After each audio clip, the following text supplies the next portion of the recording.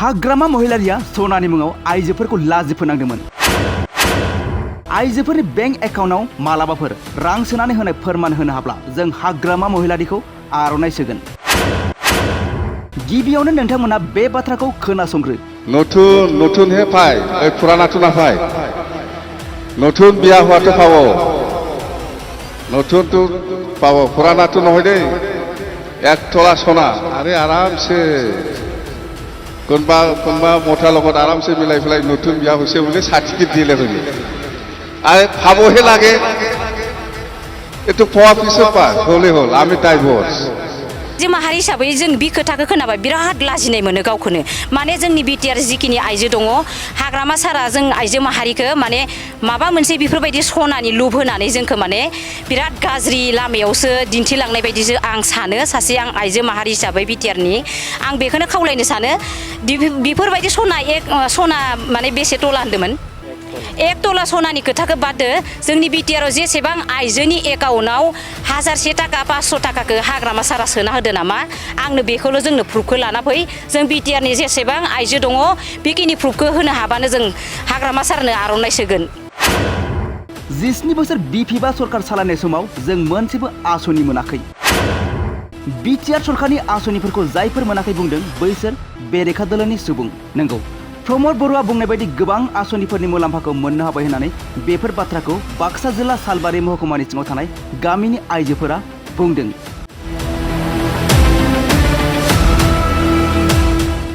बिथांमोना बुंदों दि हाग्रामा महिलारिया सनानि मुङाव आइजोफोरखौ लाजि फोनांदोंमोन। बिथां हाग्रामा महिलारिया थांनाय समाव 1 तला सना होगोन होननानै आइजोफोरखौ थगायदों होननानै बाथ्रा बुंदों सालबारि महकुमानि सिङाव थानाय गामिनि आइजोफोरा।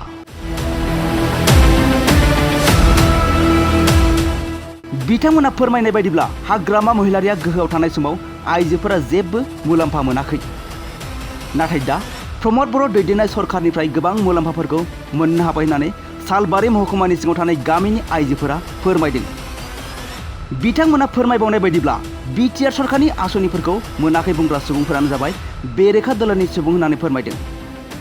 हाग्रामा महिलारिनि समाव बिथांमोना मा मोननाय आरो प्रमद बर'नि समाव बिथांमोना मा मोनखो बिथांमोननि खुगानिफ्राय एबा सालबारि महकुमानि सिङाव थानाय गामिनि आइजोफोरनिफ्राय मिथिनानै ला। बेफोरबायदि मोनिनि कुनु खोथायानो गैया माने जाय बिला मोनाखै होननानै बुंदों जोंनि बिटिआर सरकाराव जिखिनि आइजोफोरनि माने माइनाव सोरां अनसाय बिथांखिखौ दा मोनि होननानै बुंनाय खोथायानो जाहैबाय जिखिनि अपोजिसन जोंनि पार्टियाव एगेन्स्ट माने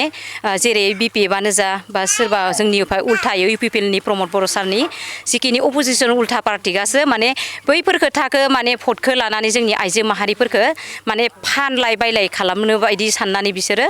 जोंनि बिकिनि आसनिखौ मोनाखै होननानै बुंबाय थायो खिन्थु जों आइजो माहारि हिसाबै जोंहा बिटिआरनि जिखिनि जोंनि बिटिआराव आइजो माहारि जिखिनि सेल्फ हेल्प ग्रुपफोर दङ जोंहा प्रुफ होनो हानाय जोंहा प्रमाण दङ जोङो प्रुफ होनो हायो जे माइनाव सोरां बिथांखिखौ जों गामि गंसेयाव जेरैहाय 11टा बा मोनबा 6टा ओरैहाय जिखिनि सेल्फ हेल्प ग्रुप दङ जों गासैबो 25,000खौ मोननो हादो माने जों दायो जिखिनि मोनजोब्बायानो गासैबो ओमफ्राय दा बिखि 25,000खौ जोङो फार्स्ट लिस्टआव मोनदो नालाय बे लिस्टजों जोङो दायो जिखिनि दाउ अमा लादो माने फारसेनिफ्राय जोंहा गोबां माने जिखिनि बिटिआर सरकार गैयियाव जोङो बिपिएफ सरकारा 17 बोसोर दानायाव जोङो माने जेबो माने आइजो माहारि हिसाबै जोङो जेबो आसनि मोननो थाङाखैमोन। प्रमद बर' सारा जिखिनि जोंहा दिनै सरकार दाबाय बा सरकाराव फैबाय बे प्रमद बर' सारा फैनानैसो जों दिनै आइजो माहारि हिसाबै जोङो बेफोरबायदि मोजां माने आसनि सरकाराव थानाय जिखिनि आसनि बेफोरखौ जों मोननो हादों खिन्थु 17 बोसोर बिपिएफआ सरकार दानाय समाव जों गासैबो बिटिआरनि जिखिनि आइजो जोंहा संघ दङ जि महिला ग्रुप दङ सेल्फ हेल्प ग्रुप दङ जोंहा कुनु जिन्दगि माने जोङो बुंनो हानाय बा प्रुफ होनो हानाय बिपिएफ 17 बोसोर सरकार दानाय समाव जों जेबो मोनसेबो आसनि मोनाखै आइजो माहारिखौ माने बिराद गाज्रि नोजोरजों जोंखौ लाखिनानै दोनदो माने भटखौ मोननो थाखाय बा इसोर 17 बोसोरखौ जोंखौ थगाय माने आइजोफोरखौ थगाय इसोरो सरकार गोरिनो दाबाय थादो खिन्थु आइजोफोरादि माबा मोनसे सरकारनि माबा थाइसे थाइनै माबा मोनसे हवाय जादो बा सेल्फ हेल्प ग्रुपफोरा माबा मोनसे डेभेलप जादो जेबो आसनि मोनखायाखै थाइसेबो रां मोनफेराखै आरो जिखिनि माने सरकारनिफ्राय आसनि फैनाय बेफोर मोनथायखौबो जों मोनाखै दा दिनै जोंहा प्रमद बर' सारा जिखिनि आसनि होबाय दं जिखिनि जोंनो माने अनसुंथाइ होबाय दं बिया जोंहा बुहुत डेभेलप जादों जेरै गोरिबफोरनि थाखायबो स्टुडेन्टफोरा दिनै बुहुत गोरिब दङ बे गोरिब गथ'फोराबो जोङो बिराद माने 5,000 खुरै माने गोबां माने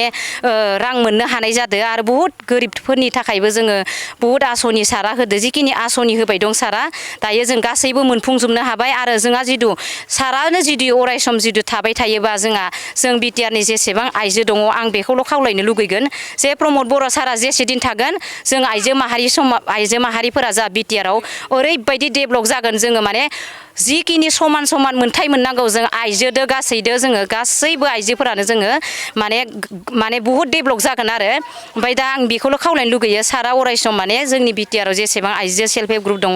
बेखौ उनाव नेक्स्टआव माने फैबावनो गोनां जिखिनि आसनि दङ बा स्किम दंबावो बेखौ माने होनो थाखाय जोङो सारखौ खावलायनाय जाबाय बेखिनिखौनो आं बुंनानै दिनै दोनथ'नाय माबे ग्रुपनि जोङो बरपेटा पिसिडिसिनि आन्दाराव जोंना लाइमोन सेल्फ हेल्प ग्रुप आरो मा खामानियाव बाहायखो जों खामानिखौ ओरैबायदि खालामदो जेनेबा जों 25,000 मोनग्रोनो हादों नालाय जों 25,000खौ गासैखौबो जों जिखिनि 25,000आव अमा मोनो जों इखौ अमाखौ माने फिसा सोखायनो थाखाय अमाखौ बायनानै दोनदो आरो दा सोखायबायबो दङ जोङो दायो फानजानाय जासिगोनानो जोंना अमाफोराबो इनिफ्राय दा जोङो आरो नेक्स्टआव सारा थांखि लादो जे माने इदिनो स्टेप बाय स्टेप जोंनो माने 25,000 खरि नङाबाबो आरो एसे बारायनानैबाबो सारा होगोन जोंहा फोथायनाय दं आरो सारा जिखिनि खोथा होयो जोंनि बिटिआरआव इखिनि खोथाखौ सारा मावफुंखायो सारनि सायावनो जों अराय सम माने जोंनि बर' हारिया बा गुबुन हारिफोराबो सारनि सायाव गोबां फोथायनाय दङ आरो जिखिनि थांखि होदो सारा बियो मावफुंगासिनो दं माब्लाबाबो मावफुङि गैया जों निजिनो प्रुफखौ जों मोनजोब्बाय आरो गासैबो आइजो माहारिफोरा जिहते हाग्रामा महिलारिया मोनसे समाव बाथ्राखौ बुंदोंमोन जे 1 तला सना होगोन होननानै बाथ्रा बुंदोंमोन थारैनो बै समाव नोंथांमोना मोनगोन ना मोनाखै जिहते प्रमद बर' बिथाङा आथिखालाव जिखिनि सेल्फ हेल्प ग्रुपफोरनो 25,000 बा 75नि गेजेरावनो 25,000खौ इनस्टलमेन्ट होबाय नाथाय बे समाव बै हाग्रामा महिलारिया मोनसे समाव बुंनाय दे 1 तला सना होगोन होननानै बाथ्रा बुंदोंमोन मोनदोंमोन ना जोङो दा आइजो माहारि हिसाबै जों बे खोथाखौ खोनाबा बिराद लाजिनाय मोनो गावखौनो माने जोंनि बिटिआर जिखिनि आइजो दङ हाग्रामा सारा जों आइजो माहारिखौ माने